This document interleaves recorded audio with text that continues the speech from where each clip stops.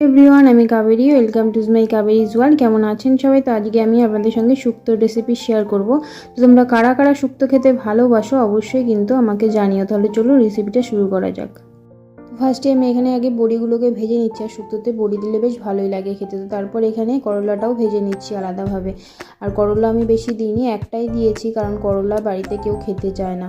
আর তারপরে এই যে ওই তেলেই একটু পাঁচফোড়ন সম্বার দিচ্ছি, দিয়ে সবজিগুলোকে ভেজে নেব। এখন এতে সবজিতে আছে হচ্ছে আলু, গাজর, কাঁচকলা, পেঁপে, কোয়াশ আর একটু সজনের ডাঁটা আমার বেশি ছিল না, তাই যেটুকু ছিল সেটুকুই দিয়েছি। তো এবারে নুন দিয়ে সবজিগুলোকে বেশ ভালো করে ভেজে নিয়েছি। এবারে এতে দিয়ে দেবো আদা আর রাঁধুনি বাটা। তো এবারে সব সবজি আর মশলাটাকে একটু ভালো করে কিছুক্ষণ কষিয়ে নেব।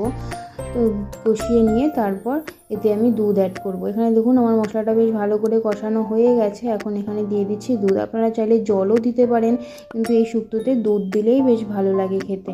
তো এখন এতে আমি করলা আর বড়িটাও অ্যাড করে দেবো। এখানে যে করলার বড়িটা দিয়ে দিলাম। এবারে একদম গ্যাসের ফ্লেমটা লোতে রেখে ঢাকা দিয়ে কিছুক্ষণ রান্না করে নেব। যেহেতু দুধ দিয়েছি আর কাঁচকলাও আছে, তাই গ্যাসের ফ্লেমটা একদম হাইতে রাখলে দুধটা ছানা কেটে যেতে পারে।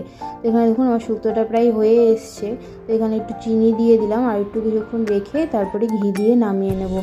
তো এখানে শুক্তো আমার প্রায় রেডি। এবারে আমি ঘি দিয়ে নামিয়ে নেব। আর তোমরা চাইলে একটু ময়দা গুলে দিতে পারো, এতে করে গাঢ় হয়ে যাবে, কিন্তু আমি ময়দাটা দিই না। তো এখানে এই যে শুক্তোতে এবার একটু ঘি দিয়ে দিলাম। এবারে আমি এটাকে নামিয়ে নেব। হ্যাঁ, দেখুন শুক্তো পুরো রেডি।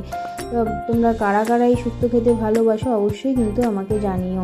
আর ভালো লাগলে অবশ্যই like, comment, share and subscribe করে দিও। তো দেখা হবে পরের একটা ভিডিওতে। আজকের মতো টাটা।